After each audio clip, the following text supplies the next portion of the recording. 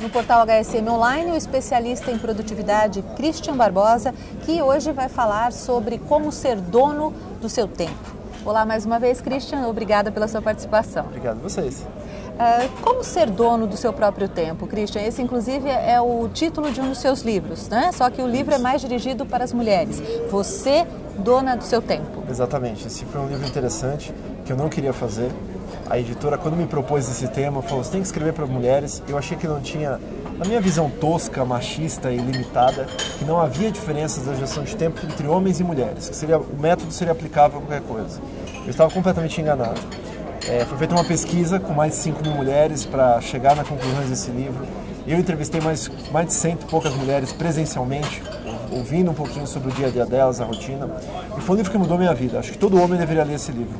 Porque nós homens, a gente delargou muitas coisas nas costas das mulheres. Hoje, sem dúvida nenhuma, as mulheres têm muito mais problema entre equilíbrio dos seus papéis do que nós homens. A mulher, ela é dona de casa, ela é mãe, ela é profissional, ela é estudante. Tem várias demandas que às vezes nós homens não temos tanto assim. Se acontece um problema com os seus filhos, acontece na casa, que é para quem ligam? Para a mulher. Para a mulher. Acaba caindo para a mulher, essa que é a verdade. Então a gente tem mais do que o dever, a obrigação de ajudar a mulher com todas essas demandas, todas essas atividades. E eu não via assim. Eu não via dessa forma. Eu sempre achava, não, minha esposa está exagerando, né? Fica reclamando à toa, tal, eu estou cheio de coisa para fazer. E esse livro mostrou uma outra realidade, visto pelo lado das mulheres. Então eu agradeço a Deus pela oportunidade de escrever esse livro, minha mulher também. E acho que a gente deveria repensar um pouquinho isso. O que saiu de dados interessantes? Primeiro, 58% das mulheres e os homens é um pouquinho menor essa proporção, não conseguem equilibrar a vida pessoal e profissional.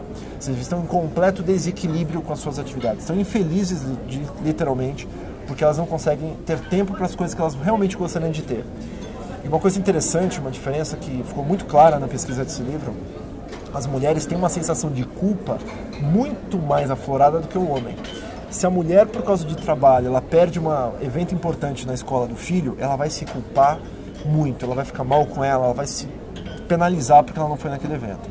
O homem também, obviamente que ele vai ficar mal, mas passa mais rápido. O homem, ele tem essa habilidade, às vezes, de lidar melhor com essas coisas que foram perdas, às vezes. A mulher, ela se culpa, ela fica mal, entra em depressão e ela cobra esse tempo dela. Então a mulher, mais do que nunca, precisa ter realmente esse tempo, para que essa cobrança não venha muito forte, até que não venha até uma depressão por causa disso. Então esse é o primeiro ponto. Outra coisa, a pesquisa mostrou que 78% das mulheres não tem tempo para sexo e relacionamentos. Essa foi uma descoberta, saiu muito na mídia esse número, e é uma coisa que a gente tem que entender o seguinte: a mulher realmente, quando ela não tem tempo para nada, a primeira pessoa que ela tira da agenda é si própria.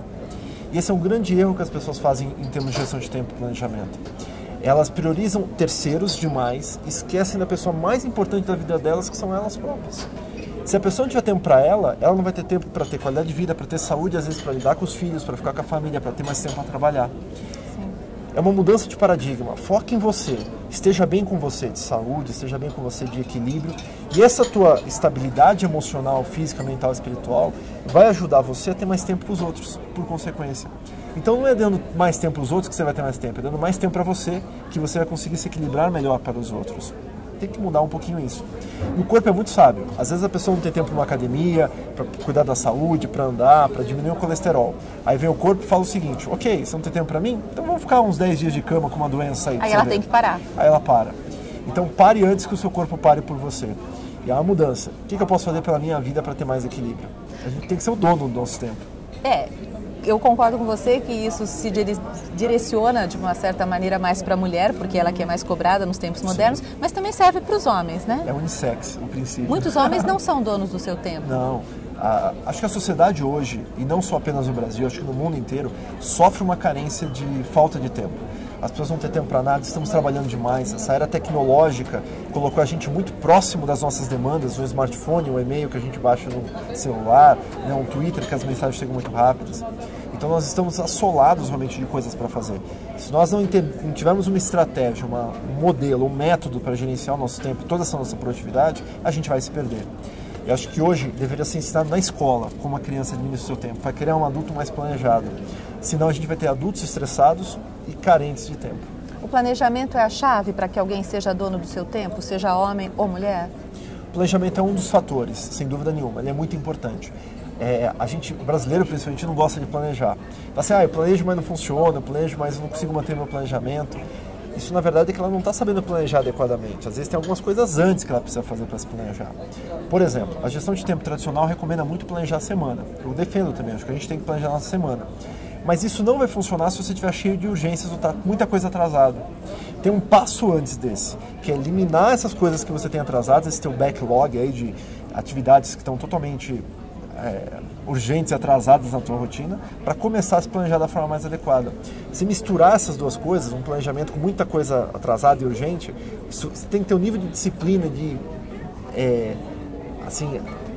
perfeição do teu planejamento muito grande. Difícil de conseguir quando a pessoa está iniciando esse processo, isso, inclusive. Exatamente. Não é? Se ela fizer isso no começo da gestão de tempo, no começo do processo de gerenciar o tempo dela, ela vai se perder e não vai conseguir cumprir e vai culpar que o planejamento não funciona. Então, começa com a organização.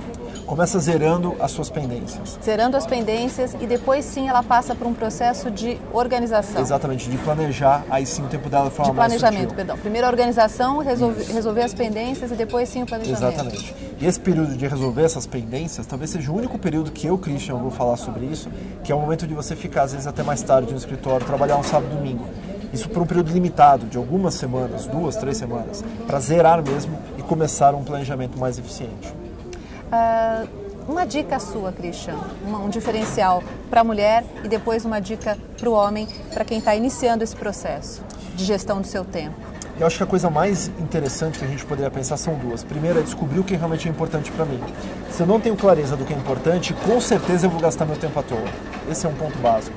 É parar um minuto para pensar o que realmente pode fazer diferença na minha vida. Isso serve para os dois, tanto homem como a mulher. Onde que eu realmente gostaria de colocar o meu tempo, a minha atenção. E o segundo ponto é o que eu posso fazer para evitar a minha procrastinação. Porque às vezes eu vejo que as pessoas não têm um problema de tempo em si, elas têm um problema que elas estão adiando muitas coisas. Elas estão empurrando literalmente vida com a barriga. Então simplesmente sobrevivendo e não vivendo. Então é parar um pouquinho para pensar, né? Se hoje eu continuar repetindo as coisas que eu faço rotineiramente, como que eu vou estar daqui a 5 anos? Às vezes a resposta vai ser da mesma forma. E se for da mesma forma, tem que parar um pouquinho para mudar. Começar a botar mais importante, menos urgente, eliminar esse circunstancial. Então, nesse aspecto, não existe uma dica diferenciada para homem ou mulher. Elas servem para os dois. Essas duas servem para os dois. Como a gente está falando público genérico, acho que servem para os dois. Tem dicas, obviamente, específicas para a mulher com relação a... por causa do teu livro, né? Você é dona do seu tempo. Tem uma dica específica que serve só para as mulheres, só para a gente finalizar? Por exemplo, planejamento com os filhos. Que é uma coisa que a mulher geralmente toca. Serve para os homens também, mas é mais um papel de mãe. Ela deveria planejar de uma forma gostosa e interativa com seus filhos, o que eles querem fazer para as próximas semanas, estimular eles nesse microplanejamento. Exemplo, em vez de chegar em casa, ligar a TV e ficar vendo TV e as crianças largadas no computador, junta eles e fala assim, criançada, vem cá, vamos conversar. O que a gente pode fazer de gostoso nos próximos finais de semana? Pergunte para as crianças, para os seus filhos. Você vai descobrir coisas que você não tinha nem noção que eles gostavam de fazer. Estimule isso. E aí coloque num calendário mensal, por exemplo, que fica na geladeira, o que as crianças querem fazer. No sábado a gente vai fazer da Juliana, no domingo a gente vai fazer o do Miguel, no outro sábado vamos fazer o do Gabriel. Coloque esse tipo de coisa. Você estimula as crianças a se planejarem, o papel de mãe fica reforçado, a sua culpa diminui e você começa a usar bem o tempo em família também. Maravilha. Christian, muito obrigada pela sua participação. Obrigado a vocês. Você acompanhou mais uma entrevista aqui no portal HSM Online, o melhor conteúdo de gestão.